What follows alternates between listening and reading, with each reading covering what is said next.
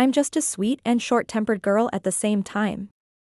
I can do both according to the situation and person. I work in the most loved South Indian city. My family found a match for me after I said yes. Even I gave in to matrimonial sites. After going through a few dull profiles, I finally decided to delete my account. Just then, I found his profile. I don't know what, I felt an instant connection after having a glance at his picture. I felt like I knew him from a long time ago. His profile was also impressive and he belongs to my nearby district. I felt life is giving me hope. I texted him saying a hi even after knowing it was already midnight.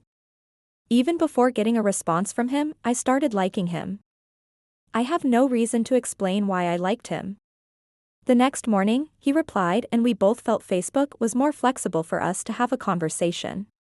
He said he was not sure about marriage, he had just created his profile on the site due to the pressure of his parents.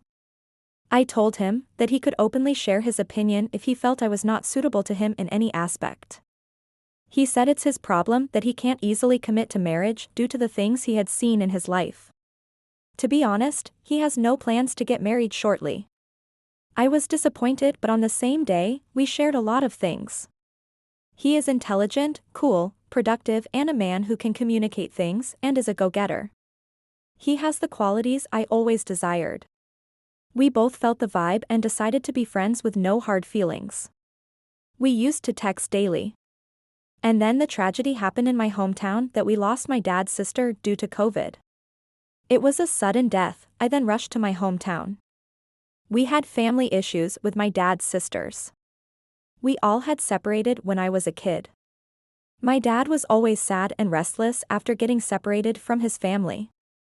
Now my aunt was gone and the elders of the family decided to get me married to my aunt's son. I have seen him when we were kids. Due to the disturbances in our family, I never got a chance to talk to him. I was confused.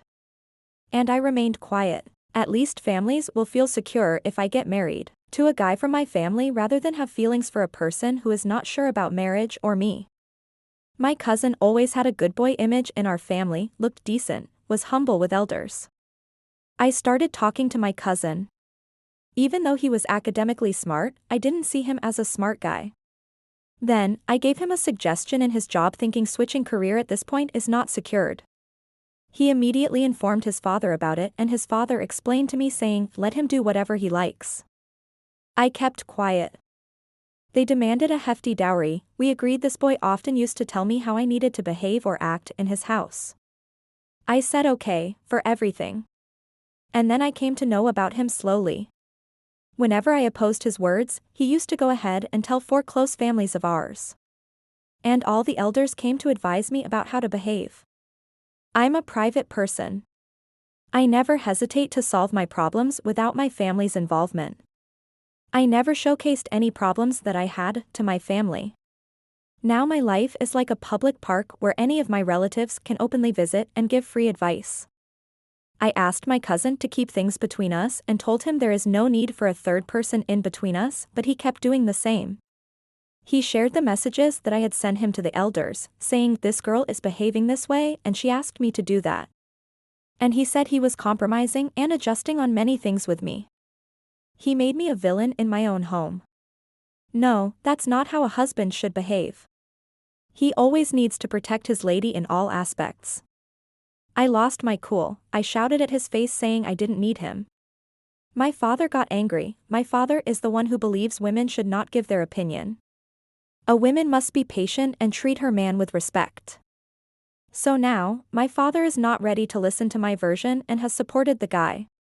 Everyone in my family and relatives says that the guy is innocent and he doesn't know how to behave and it's you who need to change him.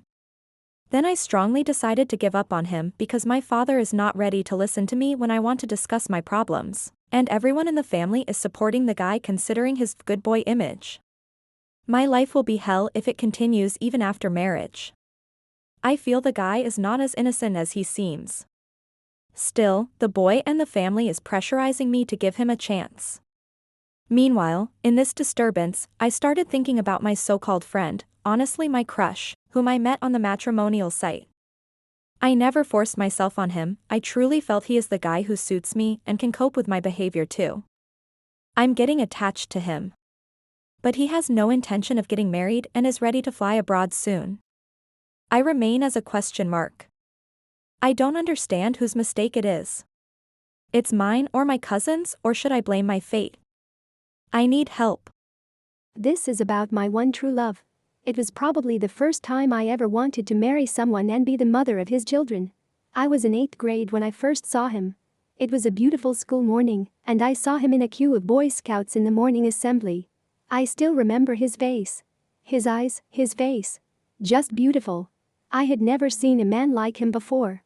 It was love at first sight. At least as far as love goes for a 13 years old. But little did I know that he wasn't a student. He was a newly appointed teacher in the primary section, and when I found out, my heart sank a little. I could get nowhere with a teacher. It was immoral and inappropriate. But I couldn't stop crushing on him. And so it began. The stalking, the following, missing lunch to just catch a glimpse of him, entering the primary school building with a random excuse, just to glance at him. Those were some crazy but memorable days. I'd follow him to lunch, and after school, I would try my best to talk to him. He was sweet and polite, but he knew something was up. He caught me peeking at him from windows every once in a while. One day, as it so happened, it was after school hours and I had stayed back for some work with a teacher. Coincidentally, he had come to the secondary school building for some work with the same teacher. It was a golden chance. I had to talk to him. At least get his email ID. I really wanted to get to know him better. So once my teacher left, I asked him if he was on Orchid. He said, "Yes, are you?" I said, "Yes, I am." "Can I add you as a friend?" He said, "Sure," and we were officially Orchid buddies. We started chatting on Orchid. Very rarely though, like once in a month. But I was still stalking him. So he would randomly joke with me about it. But it was all subtle. No flirting, no inappropriate innuendos. Just two people talking about life and stuff. But I don't know when that turned into playful flirting, and then to love. We exchanged numbers after about 2 years of online chatting. It began with one text a day, hours of texting. SMS packs weren't introduced yet, and I did not have my own phone. So I secretly recharged my mom's phone and chatted with him at night. It was unsaid, but we both were equally attracted to each other. Like something just clicked perfectly. We were happy. One fine day, my classmate told me that she heard about this teacher getting married. She knew because they were neighbors. I was crestfallen. I hadn't talked to him for some time now, and it was news to me. I had to confirm. So I texted him the same day and asked if it was true, but he refuted the matter completely and behaved like it was nothing. We hardly spoke though. After summer vacations that year, we started speaking again. I was in 10th grade and he was one of the most reputed teachers in the school. We would smile at each other in corridors, but that was all. We never met outside school. Not alone. We were just randomly chatting one evening when he suddenly asked if I loved him. I was taken aback. I didn't know what love really meant, and I didn't want to start something that didn't have an end. But he pestered, and I gave in. I did love him. In my own childish, stalker way. He said he loves me too, but he got engaged the previous month. My friend did not lie. He was engaged and was getting married in 2 months. I felt like someone had choked my windpipe. Why did he ask me to confess if we didn't even have a chance? Why make me admit my feelings, only to make me feel stupid about having them? But he promised me that in these 2 months, he'd love me more than anybody else, and for these 2 months he wanted to be just mine. And I, being the naive person that I was, agreed. It was no doubt the most beautiful but platonic relationship I ever had. We used to send blank messages to each other to check if someone else had the phone.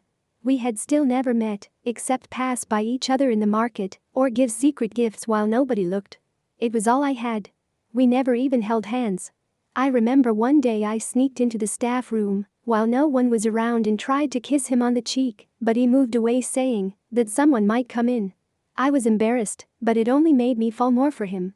Just like that, 2 months had passed, and it was the week he was getting married.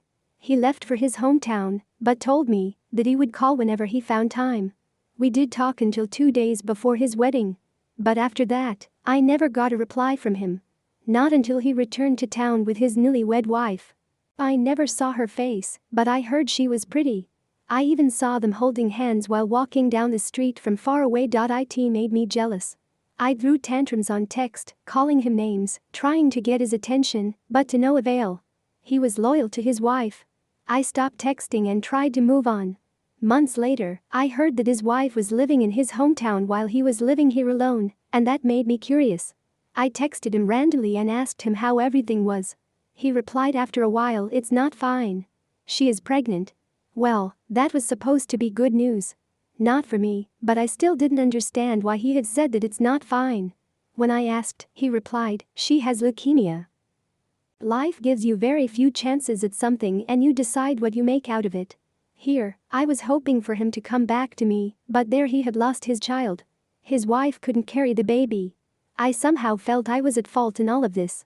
I tried my best to stay away from him, and so did he. But I knew he still loved me. He just couldn't help it. It's been 7 years since I first saw him. I still remember his face, as bright as the day. He did try to contact me a few months back, but I didn't respond much. Whatever happened, I thought it was only fair to let him be with his wife. Maybe, in our next life, we could be together. We did share one kiss in this entire episode. And that's all I need to cherish for the rest of my life.